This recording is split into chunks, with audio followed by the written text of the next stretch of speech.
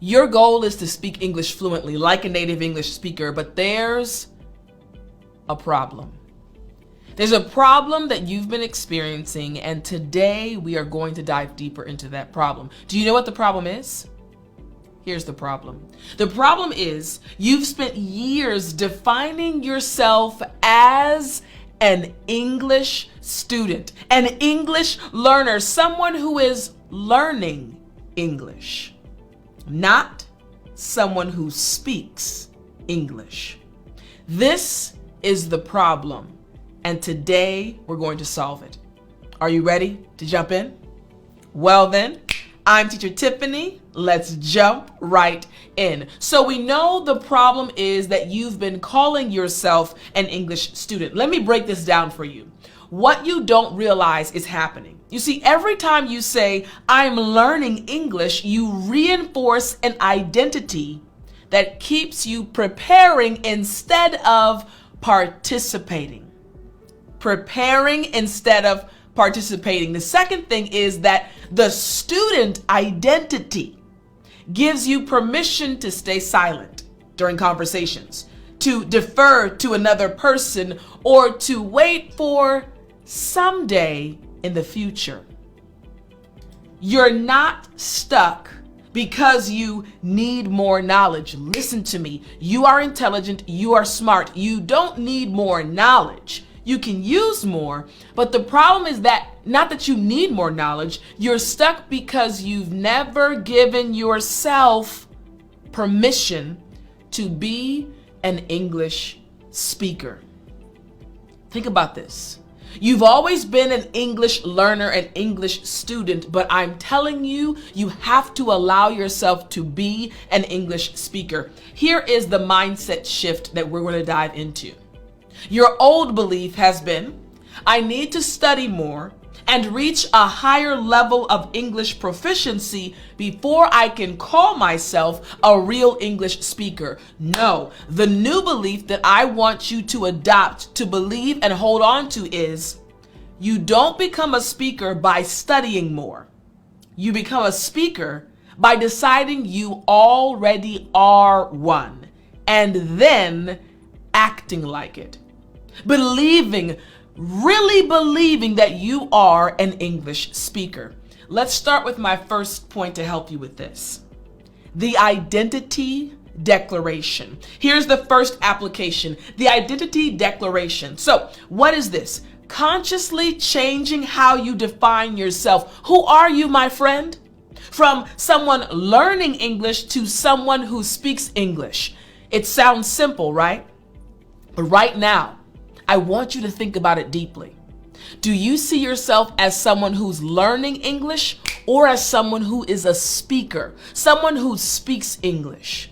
This is the first application, the identity declaration. Let's break this down even more. Why is this so important? You see, your brain will act in alignment with your identity.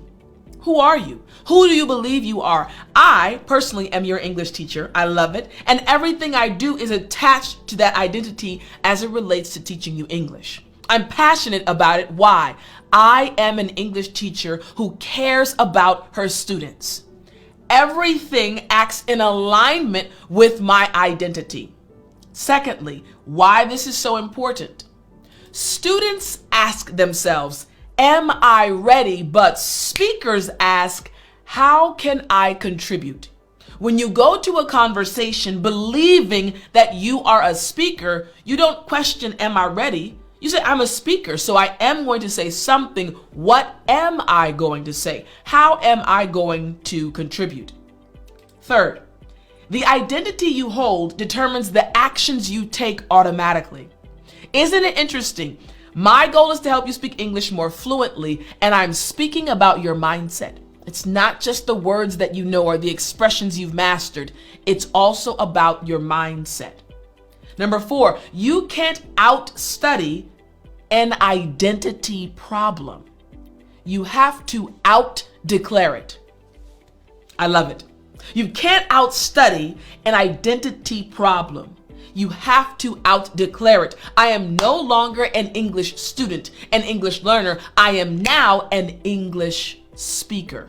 You have to declare it and believe it. Number 5, speakers make mistakes too.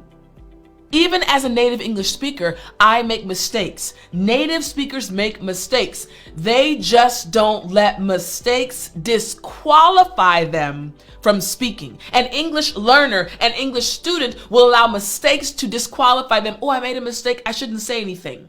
While an English speaker says, that's part of the process. I made a mistake. Oh, well, let me learn from it and keep speaking. Again, the identity declaration. Check out these 3 examples. Example number 1, the networking event.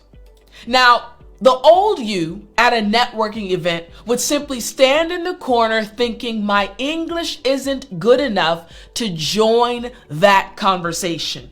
You're thinking like, or you used to think like an English learner, an English student. Ooh, my English isn't good enough just yet.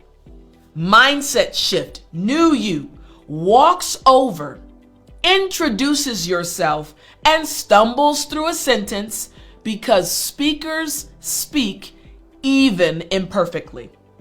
In this networking event situation, 2 types of individuals: English learner, English speaker. English learner, English speaker.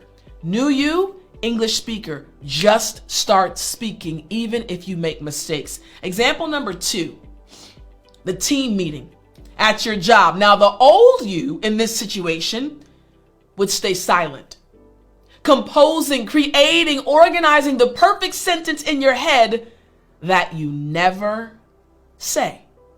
The English student, the English learner, okay, I'm going to put this together, make sure this grammar rule is applied. But the new you, the new individual, the English speaker, raises your hand and says, I have an idea. Even if the idea comes out messily, you speak because you are an English speaker. We're talking about the identity declaration. English learner versus English speaker. Example number 3.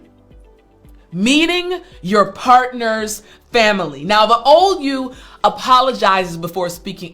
I'm so sorry, my English isn't very good. The old you lets people know, I'm not that good, I'm an English learner. While the new you, the English speaker, would say, hey, hello, just start talking. You're having a conversation, you're speaking because you're a speaker having a dinner, not a student being tested.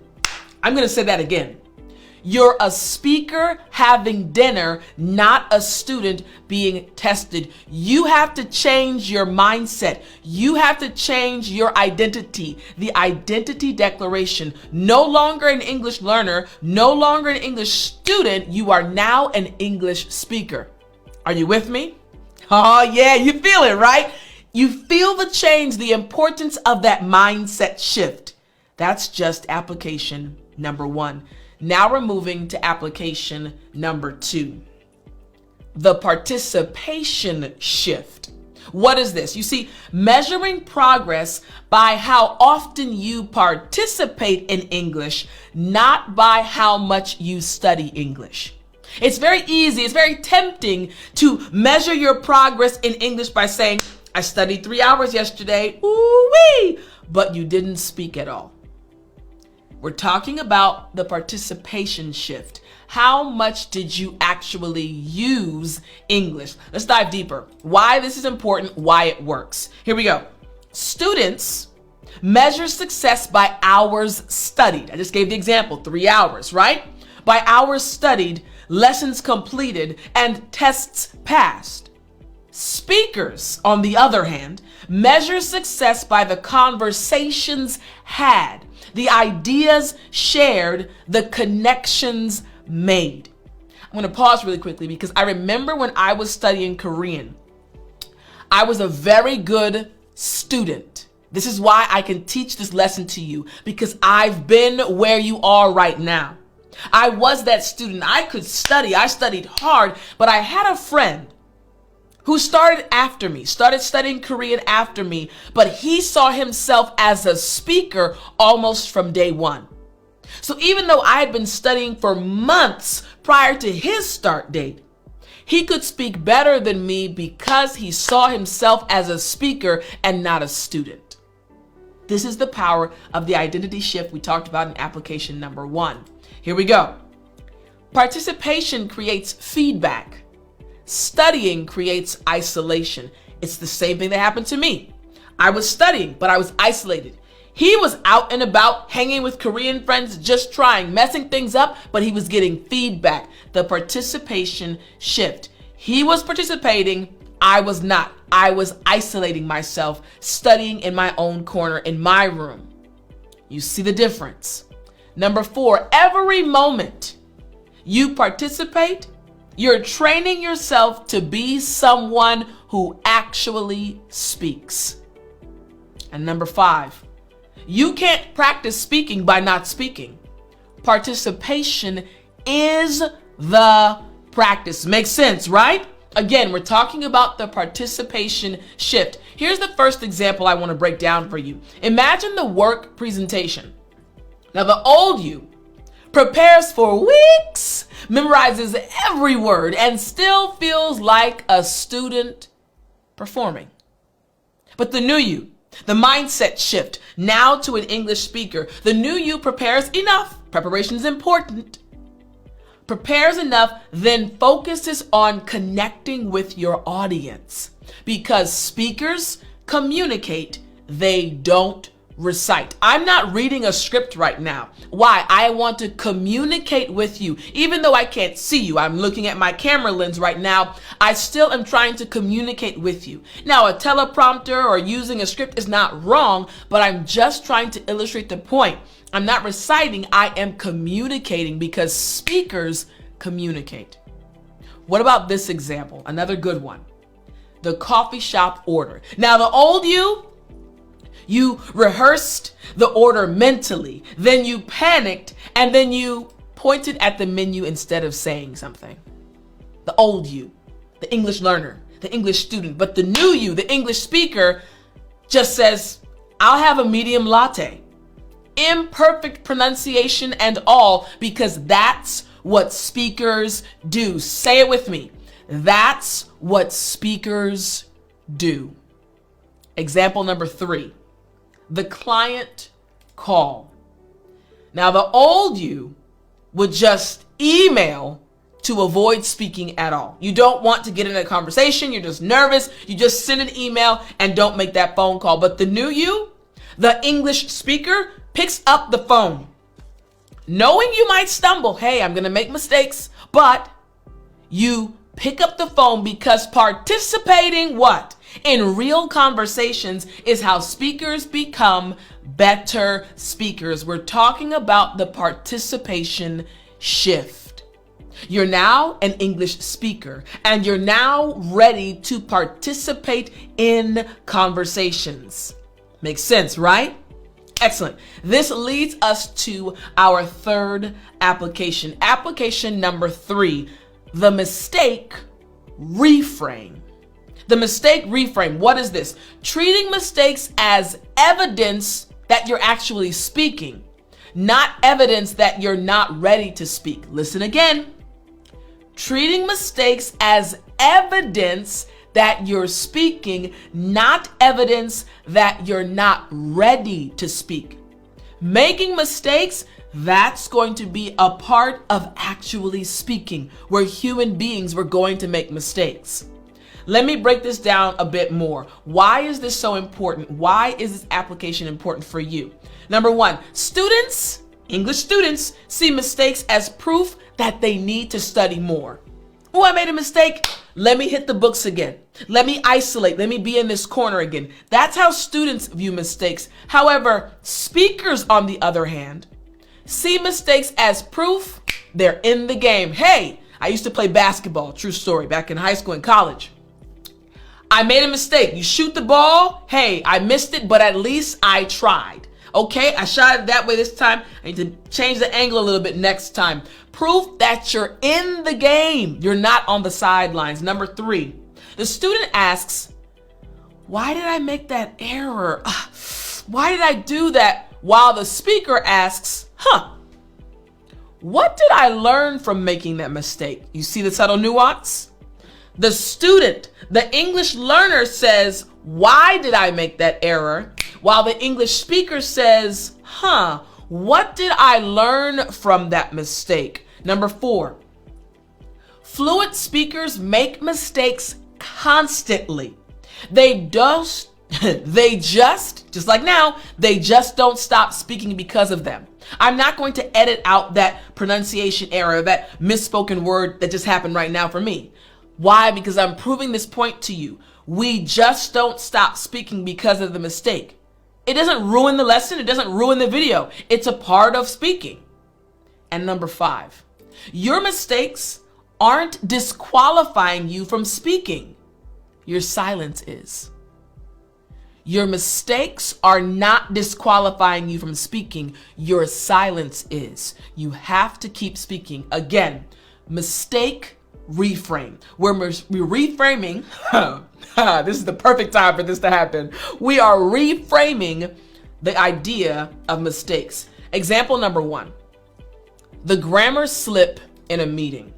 Now, the old you replays the mistake all night, feeling like a fraud. I can't believe I made that mistake. I can't believe I used the incorrect grammar all night thinking about it. The new you, the English speaker, barely notices. You were too busy making your point and everyone understood you anyway. You weren't focused on that one mistake. You were focused on communicating a point. You were focused on speaking. Example number 2, reiterating this point. The mispronounced word at dinner. Now, the old you goes quiet for the rest of the meal. Why? Because you feel embarrassed. Oof, I mispronounced that word. Now I'm embarrassed, so I'm going to be quiet. That's the old you, the English student, the English learner. Whereas the English speaker, the new you, laughs, gets corrected and says, oh, that's how you say it, and keeps talking, because speakers learn through speaking. I didn't stop when I mispronounced the word. I didn't stop when I made the mistake. I kept speaking. Why? I am an English speaker. You are an English speaker. Example number 3, the job interview stumble. Now, the old you thinks, oh my goodness, I blew it. My English wasn't perfect. I am not going to get the job. You're constantly worrying about it, but the new you, the English speaker you, thinks, okay, I communicated my qualifications, I connected with the interviewer, and the small errors did not change that. You communicated something, and that's what was important. You don't focus on your errors. The mistake, reframe. Makes sense, right? You're focusing on the right things. Now we're moving into application number 4, but I want to remind you about studying with me on an ongoing basis. This video is being brought to you by my program, the 365-day English Fluency System. Following the system will help you go from intermediate to advanced. You can enroll by going to speakenglishwithtiffany.com/365 system. This system gives you a lesson each and every day of the year, no longer causing you the frustration to look for what you need to learn. You don't have to worry about anything. I have already organized it for you. All you have to do is be consistent and follow the system. So click the link in the description. Now let's move to application number 4. Application number 4, the already enough mindset. Now, what is this? You see, accepting that your current English is enough to participate. Enough to participate. You don't need to reach some future level first.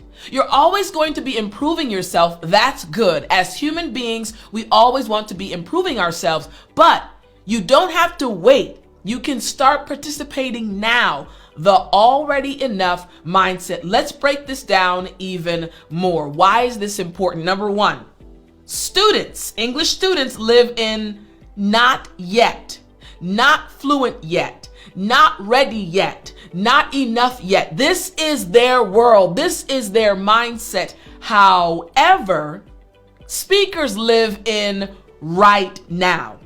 I speak with what I have today.